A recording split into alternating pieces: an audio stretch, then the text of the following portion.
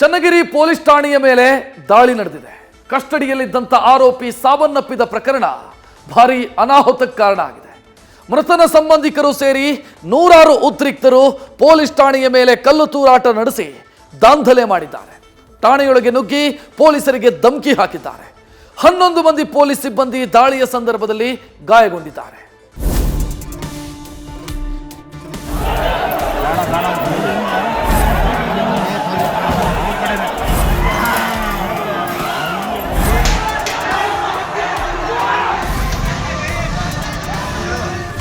Police ವಾಹನದೊಳಗೆ ಬಿದ್ದಿರುವ ದೊಡ್ಡ ದೊಡ್ಡ ಕಲ್ಲುಗಳು, ಪುಡಿ ಪುಡಿಯಾಗಿರುವ ವಾಹನದ ಗಾಜು, ಧ್ವಂಸಗೊಂಡಿರುವ ಧ್ವಜಸ್ತಂಭ, ಥೇಟ್ ಅದೇ ಮಾದರಿ ಡಿಜೆಹಳ್ಳಿ ಕೆಜೆಹಳ್ಳಿ ಪೊಲೀಸ್ ಠಾಣೆ ಮೇಲೆ ನಡೆದಂತಹ ದಾಳಿ ರೀತಿಯಲ್ಲೇ ಕಳೆದ ರಾತ್ರಿ ಚನ್ನಗಿರಿ ಪೊಲೀಸ್ ಠಾಣೆಯ ಮೇಲೂ ಅಟ್ಯಾಕ್ ಆಗಿದೆ.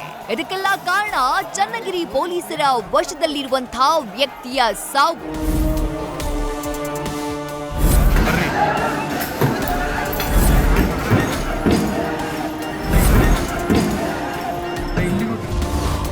ಚನ್ನಗಿರಿ ಪೊಲೀಸರ ಕಸ್ಟಡಿಯಲ್ಲಿದ್ದ ಆರೋಪಿ ಸಾವು.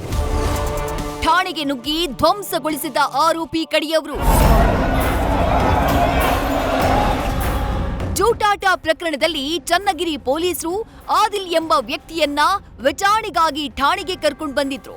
ಆದ್ರೆ ಪೊಲೀಸರ ವಶದಲ್ಲಿದ್ದ ಆರೋಪಿ ಹಠಾತ್ ಮೃತಪಟ್ಟಿದ್ದಾನೆ. ಪೊಲೀಸರೇ ಲಾಕಪ್ ಡೆತ್ ಮಾಡಿದ್ದಾರೆ ಎನ್ನುವಂತಹ ಆರೋಪ ಕೇಳಿಬಂದಿದೆ. ಆದಿಲ್ ಸಾವಿನ ಸುದ್ದಿ ಕಾಡ್ಗಿಚ್ಚಿನಂತೆ ಹರಡ್ತಾ ಇದ್ದ ಹಾಗೆ ಆದಿಲ್ ಸಂಬಂಧಿಕರು ಸೇರಿದಂತೆ ನೂರಾರು ಜನ ಪೊಲೀಸ್ ಠಾಣೆಯ ಮುಂದೆ ಜಮಾಯಿಸಿ ಪೊಲೀಸ್ ವಿರುದ್ಧ ಧಿಕ್ಕಾರವನ್ನ ಕೂಗಿದ್ದಾರೆ.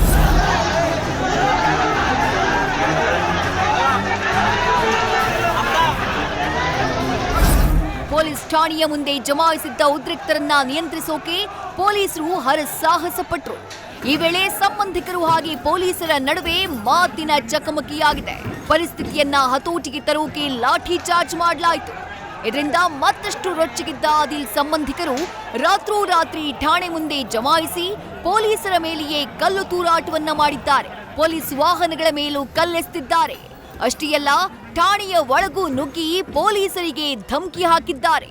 ಮಾಯಕೊಂಡ ಪಿಎಸ್ಐ ಕಾರನ್ನ ಪಲ್ಟಿ ಮಾಡೋಕೆ ಯತ್ನಿಸಿದ್ದಾರೆ. ಈ ವೇಳೆ ಪೊಲೀಸರು ಟಿಯರ್ ಗ್ಯಾಸ್ ಸಿಡಿಸಿ ಪರಿಸ್ಥಿತಿ ನಿಯಂತ್ರಿಸಬೇಕಾಯಿತು.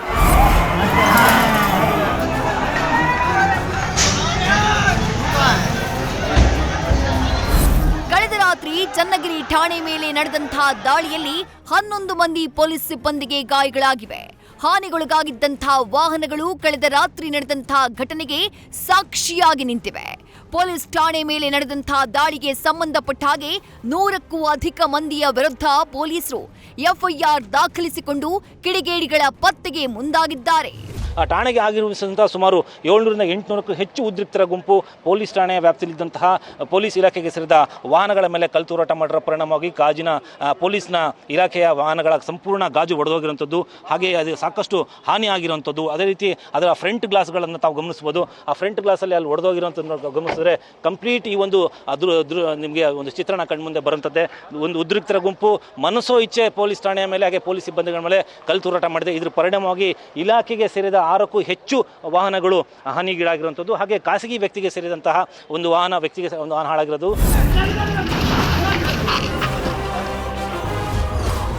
ಠಾಣೆಗೆ ಬಂದು ಧಮಕಿ ಹಾಕೋರ್ನ ಸುಮ್ಮನೆ ಬಿಡೋಕಾಗತ್ತಾ? ಮುಲಾಜಿಲ್ಲದೆ ಕ್ರಮ, ಗೃಹ ಸಚಿವ ಪರಮೇಶ್ವರ್ ಖಡಕ್ ಹೇಳಿಕೆ. ಚನ್ನಗಿರಿ ಪೊಲೀಸ್ ಠಾಣೆ ಮೇಲೆ ನಡೆದಿರುವ ದಾಳಿಯನ್ನ ಗೃಹ ಸಚಿವ ಡಾಕ್ಟರ್ ಜಿ ಪರಮೇಶ್ವರ್ ಗಂಭೀರವಾಗಿ ಪರಿಗಣಿಸಿದ್ದಾರೆ. ಠಾಣೆಯಲ್ಲಿ ಮೃತಪಟ್ಟಿದ್ದಾನೆ ಅಂತ ಭಾವಿಸಿ ಪ್ರತಿಭಟನೆ ಮಾಡಿದ್ದಾರೆ. ಆದ್ರೆ ಪೊಲೀಸ್ ಠಾಣೆಗೆ ಬಂದು ಧಮಕಿ ಹಾಕಿದವರನ್ನ ಸುಮ್ಮನೆ ಬಿಡೋಕಾಗಲ್ಲ. ಅಂಥವರ ವಿರುದ್ಧ ಮುಲಾಜಿಲ್ಲದೆ ಕ್ರಮ ಆಗತ್ತೆ ಅಂತ ಗೃಹ ಸಚಿವ ಪರಮೇಶ್ವರ್ ಹೇಳಿದ್ದಾರೆ. ಪೊಲೀಸ್ನವರೇ ಹೊಡೆದು ಸಾಯಿಸಿದ್ದಾರೆ ಅನ್ನುವಂಥ ರೀತಿಯಲ್ಲಿ ಪ್ರತಿಭಟನೆ ಮಾಡಿ ಪೊಲೀಸ್ ಸ್ಟೇಷನ್ ನುಗ್ಗೋದಕ್ಕೆಲ್ಲ ಪ್ರಯತ್ನ ಮಾಡಿ ಅದಕ್ಕೆ ಅವರು ಟೇರ್ ಗ್ಯಾಸ್ ಸಿಡಿಸೋದೆಲ್ಲ ಸಿಡಿಸಿದ್ದಾರೆ. ಅದು ಪೋಸ್ಟ್ ಮಾರ್ಟಮ್ನಲ್ಲಿ ಗೊತ್ತಾಗ್ತದೆ ಏನು ಯಾಕೆ ಸತ್ತಿದ್ದಾರೆ. ಅದೇ ನ್ಯಾಚುರಲಿ ಕಲ್ತೂರಾಟ ಮಾಡಿದಾಗ ಅಲ್ಲಿರೋರಿಗೆಲ್ಲರಿಗೂ ಕೂಡ ಗಾಯಗಳಾಗ್ತವೆ. ಈಗ ಪೊಲೀಸ್ ಸ್ಟೇಷನ್ಗೆ ಬಂದು ಧಮಕಿ ಹಾಕಿದ್ರೆ ಅಂಥವರಿಗೆ ಸಾಫ್ಟ್ ಕಾರ್ನರ್ ತೋರ್ಸಕ್ಕಾಗತ್ತಾ?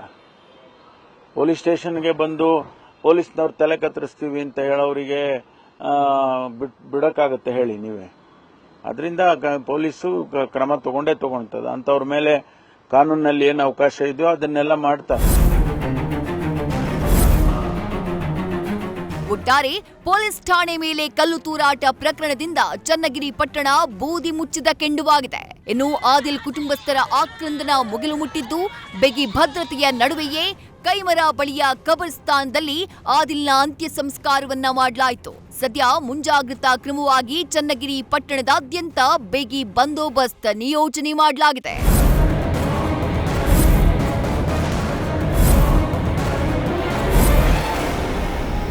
ಕ್ಯಾಮರಾಮನ್ ಮಹೇಶ್ ಜೊತೆಗೆ Prasanna, news first, Channagiri. News first ನಿರ್ಭೀತಿಯಿಂದ ನಿಮ್ಮ ಪರವಾಗಿ.